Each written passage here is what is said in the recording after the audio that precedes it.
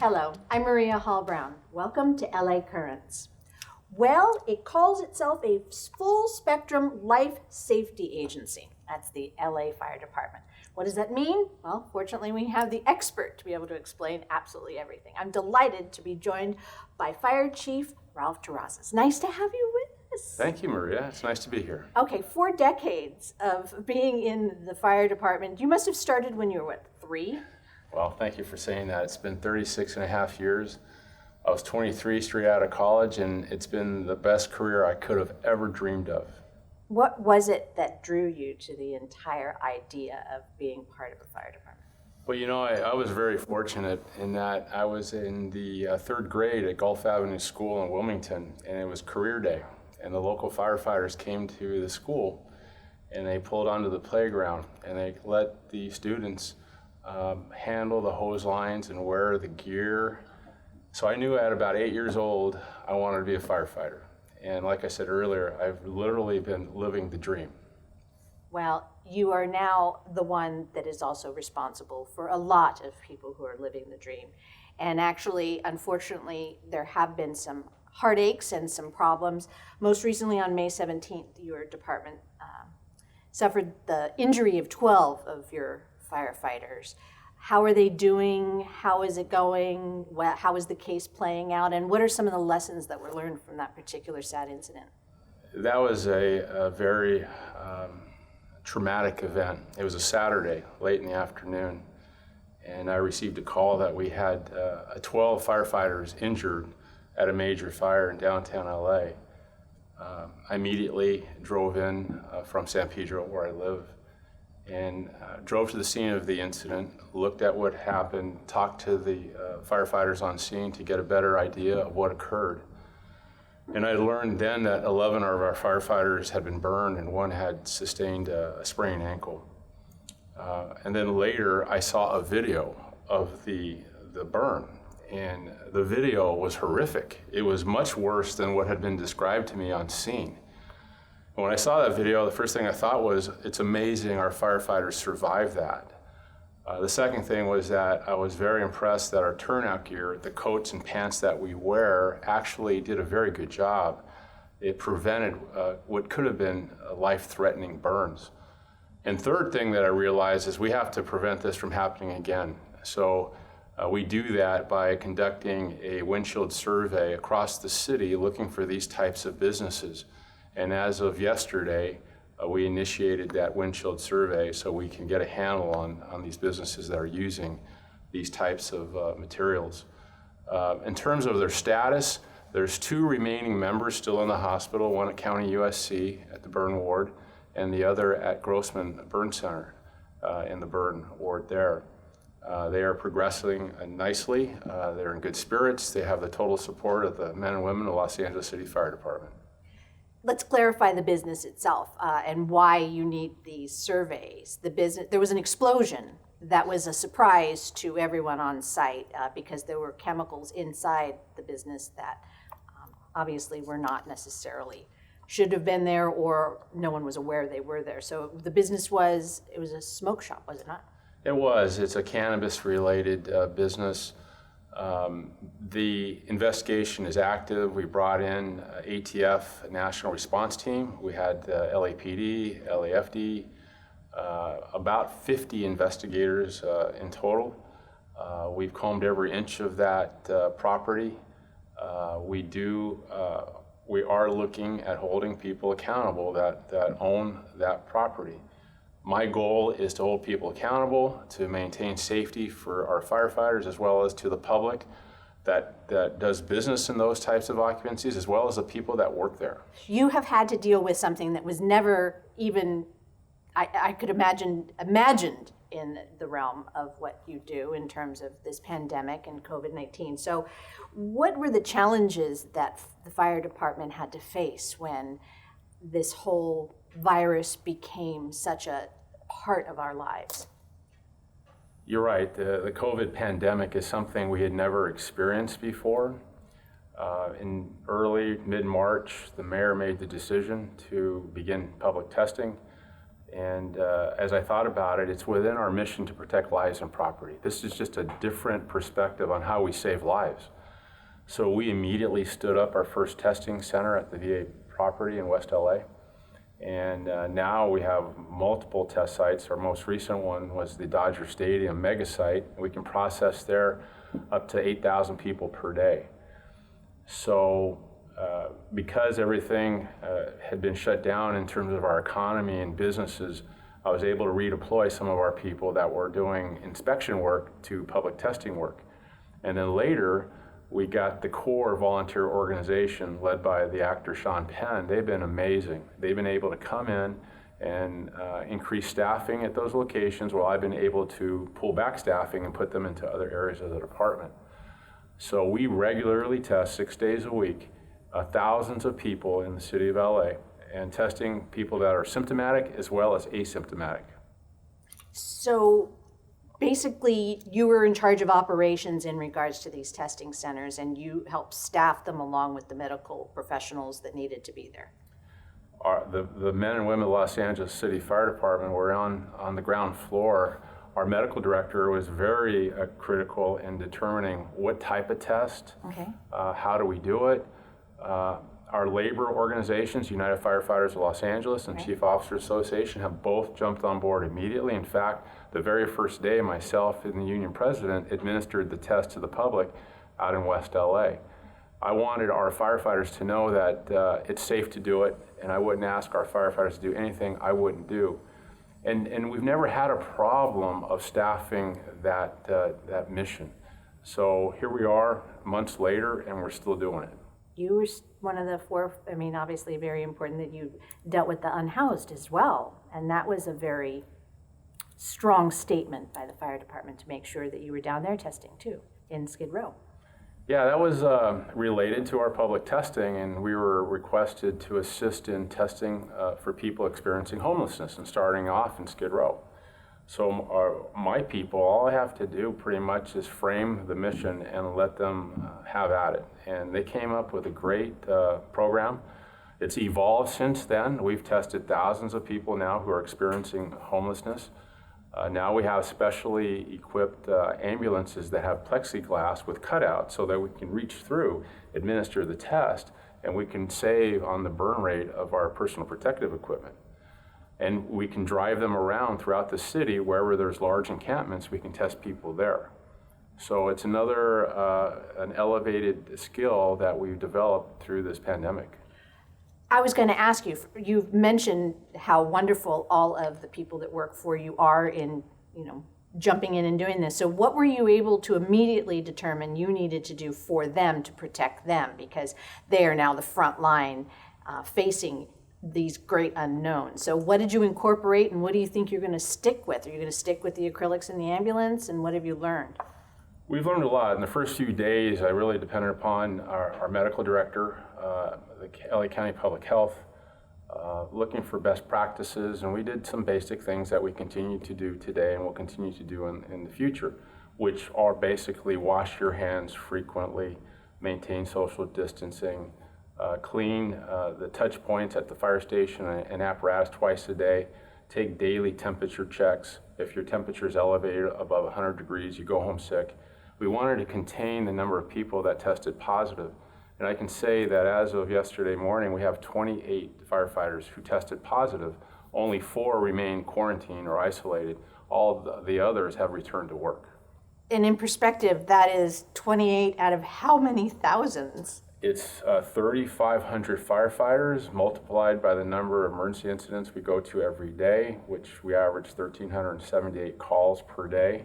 So every medical call is an opportunity to contract the COVID-19. So when you think about the statistics, it's a remarkable number. We've been able to keep it just to 28. It's incredible, and this is anecdotal, but I have a dear friend whose son is part of your department. And what I was told is that most calls for the last several months have been somewhat COVID related, people thinking that they have it or having some sort of physical manifestation that they panicked and called you. Is that true? I wouldn't say most. We have a dashboard that every morning it gets updated, And right now, as we speak, I checked this morning, we average around 30 possible COVID cases per day, and we transport half of those to the hospital. That number has been declining since we flattened the curve. I'm very interested to see, are we going to have a second spike? Sure. Because we're reopening the economy. Right now, what I'm seeing is just it's not spiking. It continues to trend downward, but that could change tomorrow. Everything is completely impossible to predict. I mean, that's a fact. But I know that there was also some issues in terms of procedures with calls. You know, how your department answered a call, one person in to sort of, you know, test out what was happening there before calling in the rest of the EMT, et cetera. Is that true? That's true, and we've used multiple videos to show what right looks like, and we videotaped a regular EMS call where there's a suspected COVID element. And we know that by the call takers at our 911 system. When they take the call, we ask questions, and if it sounds like it could be COVID related, we put a notation on the dispatch. So our members going have an idea that this could be COVID. So one of the 4 members, if you're on a fire engine, fully suits up with the face covering and the goggles and the gloves and the gown, and the other 3 hang back. Initially, all of them were using that equipment, but we were burning through PPE so fast, and as you remember in the beginning, PPEs were valuable, right? So we had to figure out a way, let's minimize the burn rate and still protect our people. It's worked out great. We cut down our burn rate by 75%, and we continue to use that practice today. Are you fully stocked? Are you good with your PPEs? Is everything in that realm feeling more secure and comfortable? Yes, I have very good people at our supply and maintenance. They maintain a very significant inventory, and when this all started developing in March, they bought even more. So we're well ahead of the curve in terms of our PPE supplies. So with the incredibly low rate of your department that has actually, you know, gotten the virus, are you worried about any kind of staffing shortages after the virus? I mean, does everything feel really stable? Is everything good in terms of how many people you still have that are, I mean, you didn't have any shortage. I'm assuming you're not going to have any shortages. You're correct, Maria. Okay. Right now, it is a non-issue. It's such a small number, but in the beginning, we didn't know. The health experts were telling us to get prepared for half of your department becoming sick. Yeah. So we did some things. We canceled all vacations. We mandated that everybody stay close to the city in case we had to recall people. But none of that materialized. So then we started loosening up our rules so that we could go back to some level of normalcy. But our staffing levels were really never threatened, although we didn't know it in the beginning, and we took very stringent action to prevent that from happening. Okay, so now let's think about the future. What about fire camp? What about recruitment? What about academies? How is all that going to play out? Are there plans now for, you know, procedures and processes when it comes to that? Because you can't have everybody all huddled together anymore. That's a good question, Maria. Another good question. The brush season is rapidly approaching. The height of our season will be in September, ballpark starting September. And we're all thinking about how do we minimize the COVID threat at these base camps, because we're going to have hundreds of firefighters congregating there. So what we're going to do is maintain all the things I told you about, the distancing, the washing of the hands, the face coverings, the temperature checks, wiping down equipment and apparatus, but also think about maybe more than one base camp so you can minimize the number of people there.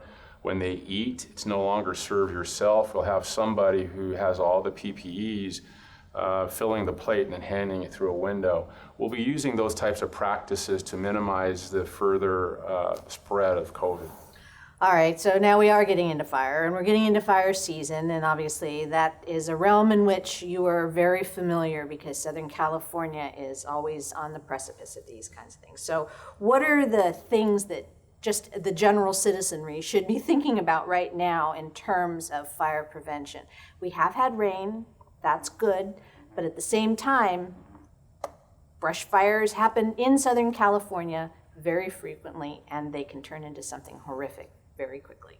You're absolutely right. The number one thing is if you live in the brush area, we have 137,000 brush parcels in the city of Los Angeles. you should have your property cleared, which means all brush within 200 feet of your home has to be removed. We give the deadline, which actually just passed, June 1st, and we've started inspections. We're using drones for the first time to inspect residential parcels as well. We have done it before for government parcels, but because we had to catch up, we got a late start this year because of COVID. We have now completed 113,000 of the 137,000 parcels, and I anticipate we'll be done in the next week or so. So number one thing for people living in the brush, clear your brush. That gives firefighters defensible space. If there's a fire coming, we can get between the fire and your house and prevent the fire from reaching the place that you live in.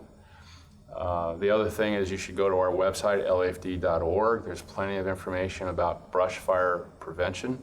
In there you'll find more information about our Ready, Set, Go program.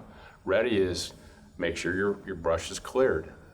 Set is if you hear of a fire in your neighborhood, load your car up with everything you want to take with you, whether it's medication, cash, your phone charger, things of that nature. And then sign up for Notify LA by texting 888-777. So if we're evacuating or there's a fire in your area, you'll be notified on your phone. And the last step of Ready, Set, Go is to go. Now, if you get word through the media or you see us in the area, load up your car with your pets and your family and go. And do not wait too long. It's not going to be a mistake to leave too early, but to leave too late can be a problem. How frustrated do you get with those people who stay behind thinking that they have the power to do something? It is a little frustrating because we have to divert resources from a critical area of the fire to protect a certain house or two that you hadn't anticipated the need to do so. A few years back at the Latuna brush fire, we were hitting the hot flank with our helicopters and one of the residents refused to leave, but their house was about to catch on fire. So we diverted helicopters away from what they were doing to drop water on this house. When we did that, we lost more houses on the other flank of the fire. But lives are more important than houses, so we had to do it. But you would help us tremendously if the public would just listen to the media, sign up for Notify LA, and act sooner than later. So with this, and I'm going to jump back just a second, what do you do with the information from the drone footage that you get? Do you send notifications to homeowners? Do you just chart it at the fire department so that you have accurate information? I mean, what's the purpose of the footage that you acquire? Well, the drones in this instance, they're a tool for the inspector. So the inspector's out there with the drone operator. So the drone goes up, gets the aerial view, and then the inspector can write the notice that the property is not in compliance immediately. But then you can keep that footage for purposes, I would imagine, in-house as well. Yes, we file that footage. After a brush fire, we have an infrared camera that we attach to the bottom of the drone, and the drone flies over the burned area to find hot spots. We used to use our helicopters to do that, but to run our helicopter is around $7,000 an hour. And it's there's an element of risk anytime you're doing that. And every hour that you put on the motor, once you reach 100 hours, it has to go in for maintenance, and we lose it for 4 days. A drone can go hours, doesn't cost us hardly anything, and has no impact on our helicopter fleet. You rely on technology very heavily for alerts, obviously for this observation with the drones and everything like that. How does technology play in, and how has that helped, and what do you have at your fingertips to utilize? Seems to be a lot in there. Yes, I'm happy to say that Mayor Garcetti is very much into technology, which I love because so am I. We can leverage technology to optimize our full potential. In the brush area, we use Wi-Fi, which is a collaboration between us and UC San Diego, and it's a algorithm that we run immediately upon a brush dispatch, and that tells us where the fire is and where we project it to go. And that's important because we need to know, do we need to evacuate right away, and how big could this get?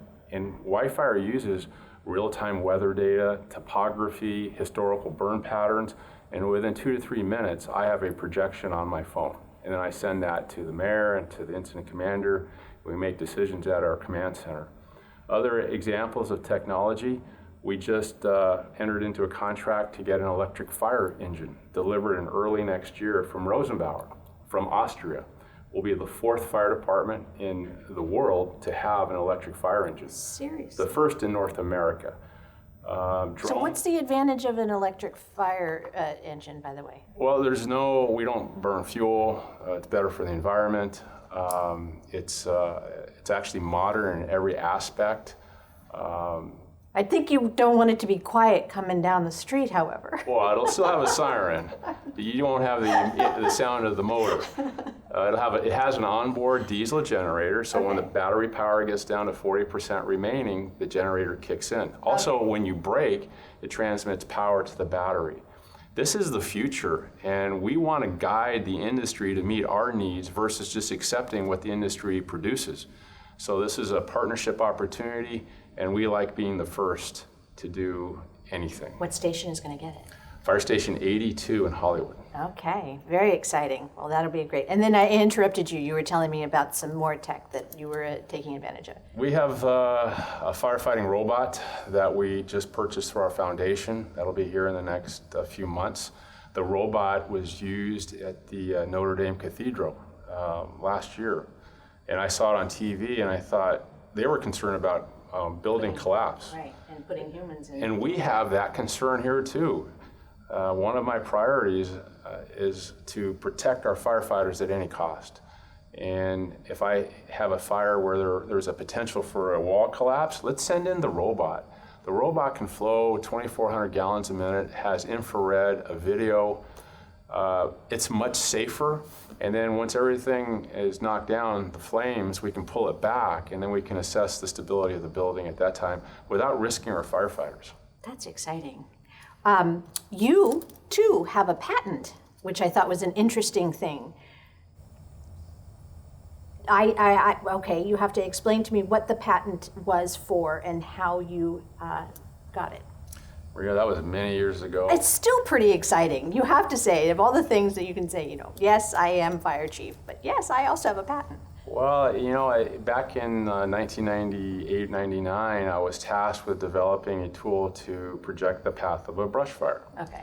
So all I did was do some statistical analysis and determine by looking from 1961, when we had the Bel Air fire, all the way up to that date in 1999, I looked at these large brush fires and calculated by records how fast they traveled.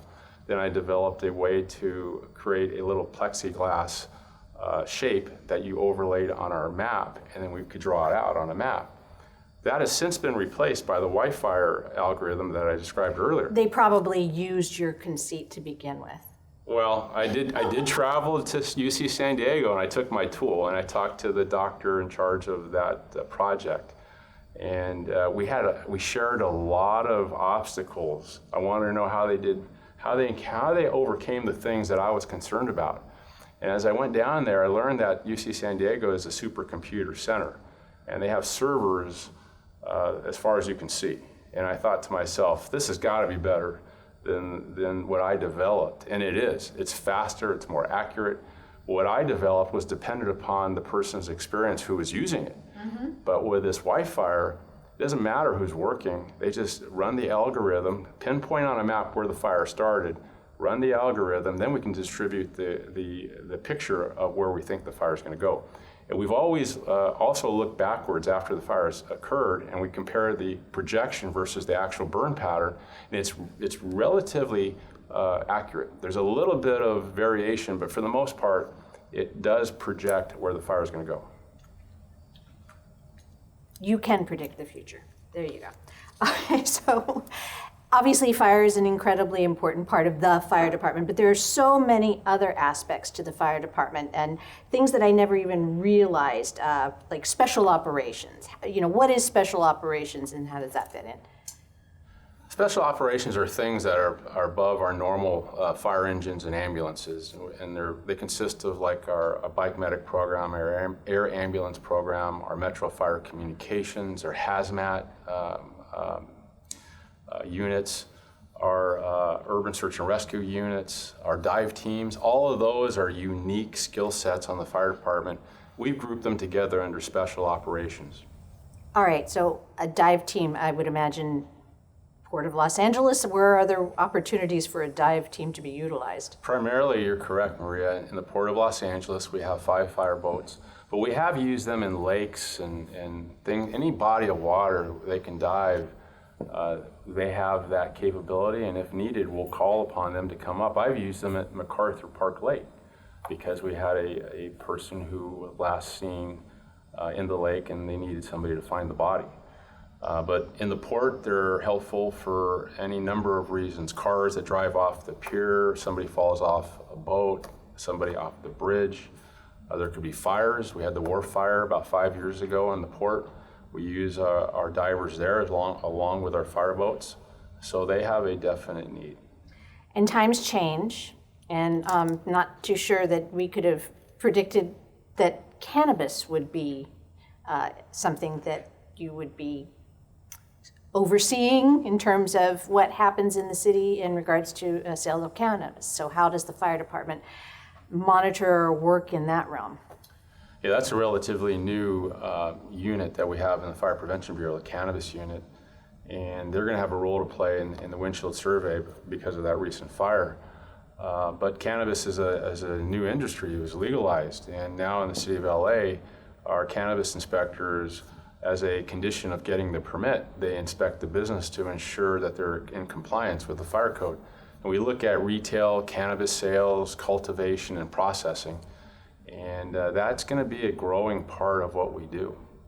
Are other cities looking to you to see how you handle some of these? Because as the second largest city, I mean, I say this constantly, Los Angeles is a leader in a lot of things, and people, do you see other departments, other cities looking to you about how you handle the fire, the COVID, the cannabis, I mean, all these different elements? We do get a lot of inquiries from fire departments across the country and from throughout the world about many topics: high-rise firefighting, our fast response vehicles, how we're doing public testing, and we share everything because our goal is to enhance our firefighters' safety and skills no matter where they work. If you do that, the service to the public is going to be also enhanced. So we're very fortunate in LA because we have a wide spectrum of incident types, and we have a lot of experience dealing with a lot of things at the same time. So yes, we answer inquiries and we try to be as helpful as we can. High-rise fires. There are more and more high-rises. I mean, there's been somewhat of a plateau because of the virus, but Los Angeles skyline is changing daily, and I'm sure that that affects your department. Yes, it does. 5-6 years ago when I first was appointed, one of the first moves I made in terms of high-rises was to eliminate our old high-rise building code standards. And if you remember back then, you still see it today, of course, all the high-rises were flat on the roof. But what we allowed was you could be creative with your rooftop as long as you allowed us a landing pad. It didn't need to be the entire roof. So now all the high-rises being built in the city of LA have those iconic rooftops with the pointy buildings, I call them. And they look artistically very nice. And as long as we have a space to land a helicopter there on the top in case we need to evacuate occupants or bring in firefighters from the top and go down the stairwell instead of going up, we can still do our job. Most recently, we had a big high-rise fire in West LA. We had a very dramatic rescue. Somebody was on the ledge of about the 8th floor. Oh dear. And we were able to get there, use our air ladder truck, and rescue the person so that he wouldn't jump. That's a horrible thought. What would you say to the 8-year-old you? Was it a good choice? I'd say you would not regret what you choose to pursue as a career.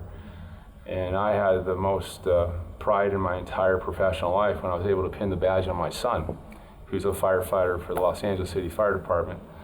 And I consider our department the finest department in the world. And to be a firefighter, to work for the greatest fire department, there is nothing better.